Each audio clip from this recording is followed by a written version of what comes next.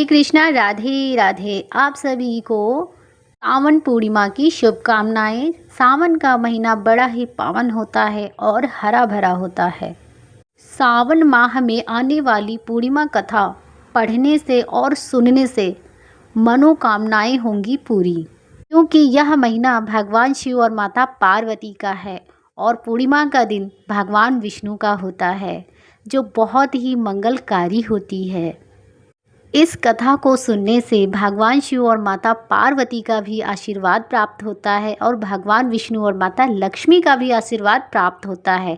इसलिए सावन माह की पूर्णिमा बहुत ही शुभ मानी गई है। सावन पूर्णिमा का त्यौहार हर सावन की शुक्ल पक्ष की पूर्णिमा को मनाया जाता है। इस दिन भगवान शिव और माता पार्वती की पूजा का विशेष महत्व होता है और सावन पूर्णिमा की कथा और पूजा की जाती है और कथा सुनी जाती है। सावन पूर्णिमा का बहुत अधिक महत्व माना जाता है हिंदू धर्म में। ये पूर्णिमा सावन शुक्ल पक्ष की पूर्णिमा को आती है। इस तरह से एक साल में कुल 12 पूर्णिमा होती हैं और जब कभी अधिक मास लगता है तो 13 पूर्णिमा भी पड़ जाती हैं। इस दिन लोग व्रत, गंगा स्नान और सत्यनारायण भगवान की कथा सुनते हैं और पूजा करते हैं। इस दिन चंद्रमा पूरा दिखाई देता है, उस दिन पूर्णिमा होती है। सावन पूर्णिमा पर भगवान शिव और माता पार्वती और सत्यनारायण भगवान की पूजा की जाती है। आइए सावन पूर्णिमा का कथा आरंभ करते हैं, जो ध्यानपूर्वक आप सभी भक्तों को सुननी चाहिए और आप सभी पर भगवान शिव और माता पार्वती और भगवान विष्णु और माता लक्ष्मी की कृपा प्राप्त हो आप सभी भक्तों को जो कथा सुन रहे हैं। ओम गणपते नमः। प्राचीन समय में एक राजा राज किया करते थे। राजा का नाम तुंगध्वज नाम का राजा था। उस राजा को शिकार करने का बड़ा शौक था।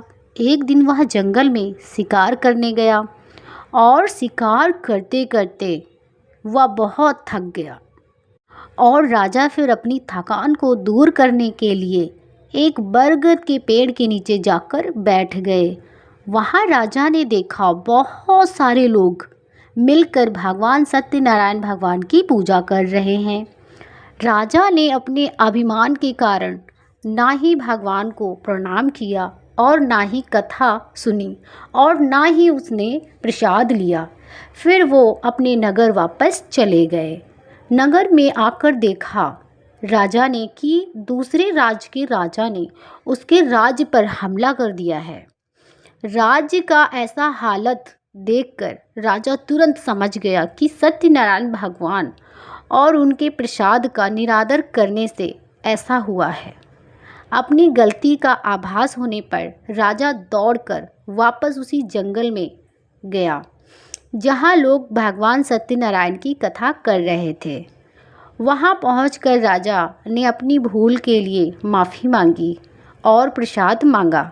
सच्चे मन से पश्चाताप करते देख राजा को भगवान सत्यनारायण ने माफ़ कर दिया, जिसके फलस्वरूप राजा के राज्य में सब कुछ पहले जैसा हो गया और फिर राजा भगवान सत्यनारायण की आराधना करने लगे और भगवान सत्यनारायण की कृपा से राजा ने लंबे समय तक राज्य संभाला। इसी प्रकार जो व्यक्ति सावन पूर्णिमा की कथा को पढ़ता है या सुनता है, उसकी सभी मनोकामनाओं की पूर्ति होती है। कहा जाता है कि यह कथा वाजपेय यज्ञ का फल देने वाली है, सभी कामनाओं को पूरी करने वाली है। जय श्री हरि। सदा ही आपकी कृपा हम पर बनी रहे और सुन रहे भक्तों पर भी आपकी कृपा बनी रहे। जो भी हमसे भूल हुई हो, त्रुटि हुई हो, माफ़ करना। ऐसे ही भगवान श्री हरि का जयकारा लगाना है और अपनी गलतियों की माफ़ी मांगनी है और मनोकामनाओं को पूरा करने के लिए प्रार्थना करनी है। जय श्री कृष्णा, राधे राधे। ऐसी ही वीडियो देखने के लिए चैनल को लाइक करें, सब्सक्राइब करें और कमेंट बॉक्स में जय श्री हरि अवश्य लिखें।